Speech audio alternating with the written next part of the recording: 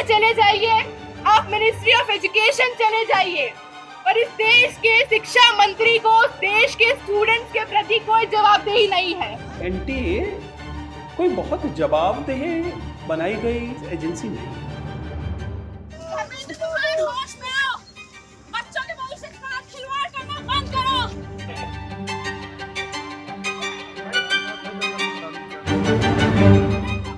दो पेपर दे दिए गए थे और फिर हमें भी नहीं पता था कौन सा पेपर करना है, तो हमने इन्विजिलेटर से पूछा कि कौन सा पेपर करना है, तो फिर वो पूछ के आए, तब हमें पता चला एक पेपर हमें दिया गया और एक वापस ले लिया गया।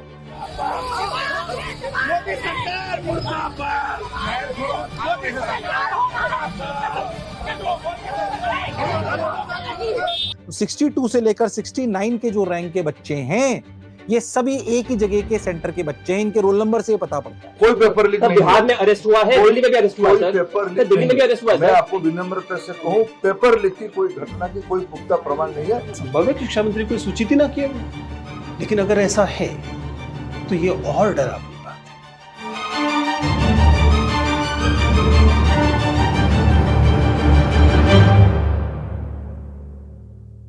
है। कौन सी कहानी पहले सुनाऊं आपको? देश में साल भर में एक ही बार होने वाले मेडिकल एंट्रेंस एग्ज़ाम नीट का पेपर लीक हो जाने की कहानी, या फिर पेपर लीक की बात से देश के शिक्षा मंत्री का मुकर जाने के बाद एक स्टेट पुलिस में पेपर लीक का कन्फेशन रिकॉर्ड होने की कहानी। एक ही एग्ज़ाम सेंटर से 6 बच्चों का ऑल इंडिया रैंक 1 सिक्योर कर जाने की कहानी, या फिर एक ही एग्ज़ाम सेंटर पर 2 क्वेश्चन पेपर्स बट जाने की बात, या फिर एक ही एग्ज़ाम सेंटर पर बैठकर पेपर दे रहे 2 बच्चों का स्कोर जो लगभग एक जैसा था, उनको लगभग बराबर टाइम लॉस के लिए अलग अलग ग्रेस मार्क्स मिल जाने की बात। मैं बात कर रहा हूँ नीट एग्ज़ाम की। नीट एक ऐसा एग्ज़ाम है जिसे मेडिकल की पढ़ाई करने के लिए बच्चे एंट्रेंस के तौर पर देते हैं। इस साल लगभग 24 लाख बच्चों ने ये एग्ज़ाम दिया। 5 मई को एग्ज़ाम कंडक्ट कराया गया और रिज़ल्ट आया 4 जून को। एग्ज़ाम का रिज़ल्ट आने के बाद देश भर में एक कंट्रोवर्सी शुरू हुई। पेपर में सबसे पहले कंट्रोवर्सी का केंद्र बिंदु बना पेपर के रिज़ल्ट का समय सीमा से पहले आ जाना। जब पेपर कंडक्ट कराया गया तो एनटीए ने अनाउंसमेंट किया था कि पेपर का रिज़ल्ट 14 जून को आएगा, लेकिन रिज़ल्ट को प्रीपोन किया गया। 14 जून की जगह ये रिज़ल्ट 4 जून को आया, 10 दिन पहले। अपोजिशन अब ये कह रहा है कि जब 14 तारीख इसकी निर्धारित थी डेट आने के लिए, रिजल्ट आने के लिए, तो आखिरकार ये 4 तारीख को ही रिजल्ट क्यों डिक्लेयर किए गए। और दूसरा एलिगेशन वो ये लगा रहे हैं, खासतौर पर बिहार कांग्रेस ने भी ये कहा कि इलेक्शन रिजल्ट डिक्लेयर हो रहे थे, उसकी आड़ में आपने गड़बड़ी को छुपाने के लिए 4 तारीख को जल्दी से इस रिजल्ट को डिक्लेयर कर दिया। देखिए, हमारा जो सिस्टम है, जो रिजल्ट प्रिपेयर हो जाता है तो वी अनाउंस इट। पहले भी एग्ज़ाम में, जैसे जेई में भी हमने जो डेट, पहले एनटीए में कभी डेट नहीं होती थी कि किस डेट को करेंगे। इस साल से हमने ये किया कि एक अपने लिए एक आउटर टारगेट रखते हैं कि इस तारीख तक डिक्लेयर होगा, सो दैट एवरीबडी नोज कि they can plan after that whether the admission the colleges और व्हाटएवर। एनटीए देश में सिर्फ नीट का ही पेपर कंडक्ट नहीं कराती है। जेई मेन, सीयूईटी, ऐसे हाई कोर्ट्स के अलग अलग एग्जाम्स हैं जो एनटीए कंडक्ट कराती है। एनटीए के रिकॉर्ड को जब हम लोगों ने चेक करने की कोशिश की और ये समझना चाहा कि भला कितनी बार एनटीए अपने रिजल्ट को प्रीपोन करता है, तो कहानी कुछ उल्टी मिली।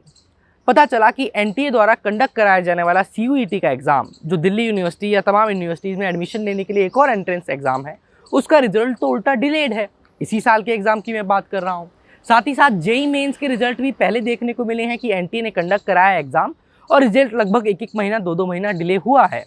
अतीत में लगातार ऐसा हुआ है कि एनटीए द्वारा परिणाम की देरी की वजह से यूनिवर्सिटीज़ के एकेडमिक कैलेंडर बर्बाद हुए हैं। सीयूईटी का रिजल्ट लेट हुआ, लेट एडमिशन्स आते हैं, लेट एडमिशन आते हैं तो एडमिशन सेशन लेट शुरू होता है, इसकी वजह से परीक्षाएं लेट शुरू होती है, कैस्केडिंग इफेक्ट होता है। अब तक एनटीए हमेशा परिणामों को देर से दे रहा था, फिर अचानक ऐसा क्या हुआ कि घोषित परिणाम 4 जून को आते हैं, और 4 जून हम जानते हैं कि एक महत्वपूर्ण दिन है, क्योंकि इस दिन बहुत पूरी की पूरी मीडिया अटेंशन कहीं और होने वाली थी। तो क्या ये एक तरह का कवरिंग फायर थी? क्या ये जानबूझ के ध्यान बटाने की कोशिश थी? ये संदेह लोगों के मन में इस बात से पैदा हुआ है। इस कंट्रोवर्सी में सोशल मीडिया पर जिस मुद्दे को लेकर सबसे ज़्यादा चर्चा हुई वो है हरियाणा का ये exam centre, Hardayal public school. ये वही सेंटर है जहां पर एग्जाम लिखने वाले 6 बच्चों का स्कोर 720 आउट ऑफ 720 आया और उन्होंने record all India rank 1 secure किया। इसी सेंटर पर बच्चों को 2 क्वेश्चन पेपर्स बांटे गए। लॉस ऑफ टाइम के लिए ग्रेस मार्क्स अलॉट हुए, जिसकी वजह से नीट का कट ऑफ अनएक्सपेक्टेडली इन्फ्लेट हुआ। ये यश कटारिया हैं। यश कटारिया ने इस साल नीट का एग्जाम दिया था। 4 जून को यश का रिजल्ट आया तो उनके लिए जितनी खुशी का कारण था, उनका रिजल्ट उतना ही कंट्रोवर्सी का भी कारण बना। यश के 720 में से 718 नंबर आए हैं। यश का ये स्कोर बेहद अच्छा तो है, लेकिन नीट की मार्किंग स्कीम के हिसाब से प्रैक्टिकली इम्पॉसिबल है कि अगर सही तरीके से एग्जाम हो तो 718 719 नंबर पॉसिबल नहीं है। 180 नंबर का सवाल 180 सवाल होते हैं, जिनके 4 नंबर के हिसाब से 720 की गणित बैठती है। अगर बच्चा पूरे 180 सवाल सही करे तो 720 नंबर आएंगे। अगर वो 179 सवाल सही करे और एक सवाल को छोड़ दे तो उसके 716 नंबर आएंगे। अगर वो 179 सवाल सही करे और एक सवाल को गलत कर दे तो उसके 715 आएंगे। इन सारी कंट्रोवर्सीज के चलते एनटीए ने 8 जून को एक प्रेस कॉन्फ्रेंस किया।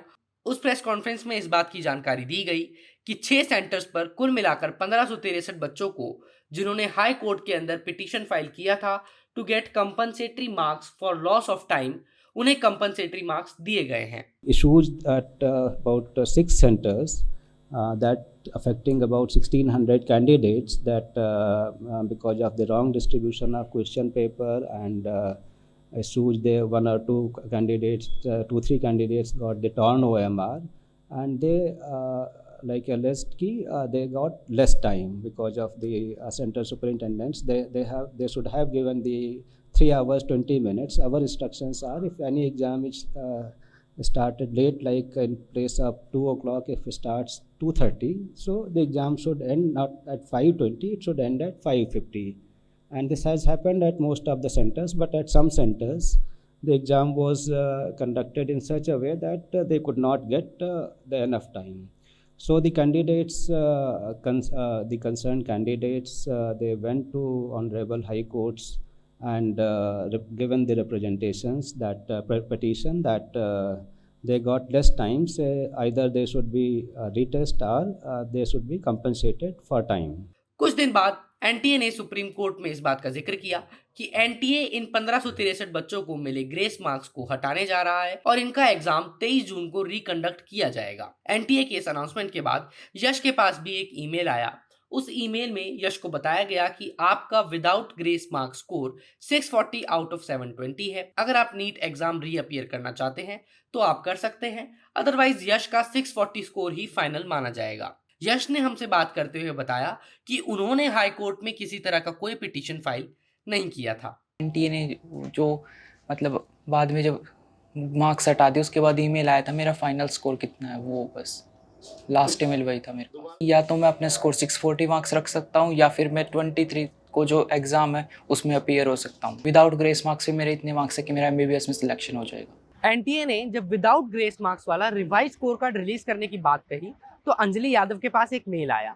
उस मेल में उनको बताया गया कि आपका ओरिजिनल स्कोर 720 नहीं बल्कि कुछ और है। वो स्कोर अंजलि ने हमसे साझा करने में थोड़ी हेजिटेशन जताई, लेकिन उन्होंने ये जरूर बताया कि 640 से कम है। यश कटारिया का जो ओरिजिनल स्कोर था विदाउट ग्रेस मार्क्स वो 640 था। ग्रेस मार्क्स मिला के उनका स्कोर 718 बन रहा था। जब ग्रेस मार्क्स अलॉट किए, ग्रांट किए एनटीए ने, तो भला सेम सेंटर पर अप्रॉक्सीमेटली सेम स्कोर कर रहे हैं 2 बच्चों को डिफरेंट ग्रेस मार्क्स कैसे दिए गए? इसका कोई भी क्राइटेरिया एनटीए ने अभी तक किसी भी प्रेस कॉन्फ्रेंस में स्पेसिफाई नहीं किया है। हरदयाल पब्लिक स्कूल जो बहादुरगढ़ में सेंटर है, उस स्कूल की जो ऑनर है अनुराधा यादव, उनके लिंक्स बताए जा रहे हैं शेखर यादव के साथ। शेखर यादव झज्जर में भारतीय जनता पार्टी के युवा मोर्चा के अध्यक्ष हैं, यानी कि बीजेपी के नेता हैं। हरियाणा का ये controversial Hardayal public school exam centre या फिर पेपर के रिजल्ट का डेट से पहले आ जाना, इस तरह की कंट्रोवर्सीज के बीच में ये रिजल्ट्स खड़े ही थे कि पेपर लीक की एक नई कहानी सामने आई। जब पेपर लीक पर शुरुआती दौर में सवाल उठाए गए तो देश के शिक्षा मंत्री धर्मेंद्र प्रधान ने एक प्रेस कॉन्फ्रेंस के अंदर इस बात से साफ इनकार किया कि पेपर लीक नहीं हुआ है। कोई पेपर लीक नहीं। बिहार में अरेस्ट हुआ है, दिल्ली में भी अरेस्ट हुआ है, पेपर लीक दिल्ली में भी अरेस्ट हुआ है। मैं आपको विनम्रता से कहूँ, पेपर लीक की कोई घटना की कोई पुख्ता प्रमाण नहीं है। लेकिन अभी कुछ दिन पहले बिहार में एक कन्फेशन रिकॉर्ड कराया एक स्टूडेंट ने, जिसने अपने कन्फेशन में ये बताया कि उसके पास 4 मई की रात को ही नीट का एग्ज़ाम पेपर आ चुका था। अगले दिन 5 मई को पेपर था और जब वो एग्ज़ाम सेंटर में पेपर लिखने पहुंचा तो पेपर हूबहू मैच कर गया। अब इसमें 2 सवाल उठते हैं कि भला इतने बड़े स्केल पर कंडक्ट कराई जा रही एग्जामिनेशन में पेपर लीक कैसे हुआ। दूसरी बात, जब पेपर लीक हुआ तो देश के शिक्षा मंत्री तक उसकी जानकारी भला एफआईआर पे कन्फेशन रिकॉर्ड होने के बाद कैसे पहुंची। क्यों धर्मेंद्र प्रधान साहब को मना करना पड़ा कि पेपर लीक नहीं हुआ है। कहीं ना कहीं एनटीए के लेवल पर उसको पेपर लीक होने के लिए कुछ लूप होल्स रहे होंगे जिस वजह से वो पूरा घटनाक्रम हो पाया, और फिर इंफॉर्मेशन टॉप मैनेजमेंट तक कैसे पहुंचा, ठीक टाइम पर पहुंचा या नहीं पहुंचा, जिसकी वजह से एजुकेशन मिनिस्टर साहब ने शायद बयान दिया कि पेपर लीक की खबर हो सकता है उनको तब तक ना रही हो जब उन्होंने बयान दिया। देखिए, मतलब आप एक लॉन्ग रोप देना चाह रहे हैं शिक्षा मंत्री को। शिक्षा मंत्री, ये बात आप सही कह रहे हैं कि संभव है कि शिक्षा मंत्री को सूचित ही ना किया गया, लेकिन अगर ऐसा है तो ये और डरावनी बात है। अगर आप ये कह रहे हैं कि ब्यूरोक्रेसी शिक्षा मंत्री तक सही सूचनाएं समय से नहीं पहुंचा रही है, तब तो उसकी जिम्मेदारी शिक्षा मंत्री को लेनी पड़ेगी ना। पिछले कुछ दिनों में नीट पीजी का एग्जाम पोस्टपोन किया जा चुका है, तो वहीं यूजी नेट का एग्जाम कैंसिल हो चुका है। दोनों का reason integrity of exam compromised. लेकिन एनटीए और एनटीए द्वारा कंडक्टेड नेशनल लेवल एग्जामिनेशंस में इरेगुलरिटीज और कंट्रोवर्सीज की ये कहानी नई नहीं है। साल 2020 में नीट यूजी का रिजल्ट डिक्लेयर किया एनटीए ने। मध्य प्रदेश की एक एस्पिरेंट विधि सूर्यवंशी के 6 नंबर आए। विधि इस ट्रॉमा से डील नहीं कर पाई और उन्होंने सुसाइड कमिट कर लिया। विधि की फैमिली ने विधि का ओएमआर चैलेंज किया और उसको रीचेकिंग के लिए भेजा, तो पता चला कि 6 मार्क्स गलती से दिए गए थे। विधि का एक्चुअल स्कोर 720 में से 590 था। चाहे 2020 का नीट यूजी रिजल्ट हो या फिर 2020 का JEE Main Assam topper scam, 2022 JEE के अंदर टेक्निकल इश्यूज, इस तरह की तमाम कंट्रोवर्सीज के बीच एनटीए घिरा रहा है। ऐसे में एनटीए की क्रेडिबिलिटी के ऊपर सवाल उठते हैं। एनटीए कोई बहुत जवाबदेह बनाई गई एजेंसी नहीं है। It's a society under the societies registration act. It's not a department, it's not a board, it's not a commission.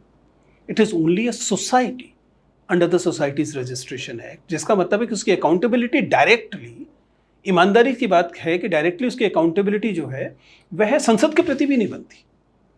सवालों के घेरे में खड़ी हुई एनटीए और सरकार को ये सोचना होगा कि सिस्टम पर से उठ रहे बच्चों के भरोसे को दोबारा एस्टेब्लिश कैसे किया जाए। साथ ही साथ 24 लाख मेडिकल एस्पिरेंट्स जिनका फ्यूचर इस रिजल्ट पर डिपेंड करता है, उसे कैसे इंश्योर किया जाए। कैमरा पर्सन मदन लाल के साथ मोजो स्टोरी के लिए हर्षित शर्मा।